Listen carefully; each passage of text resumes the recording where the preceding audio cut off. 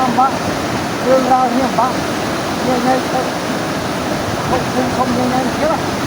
làm ai thấy đâu làm ăn chứ đâu mà đây mà mai non chứ đâu chứ đâu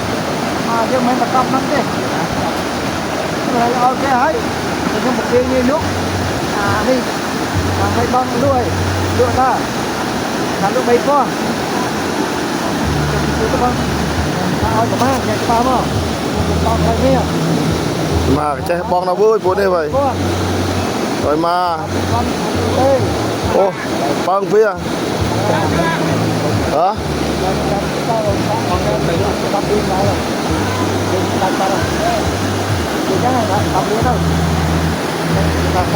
mà phượt cái bong đó à cái đập lên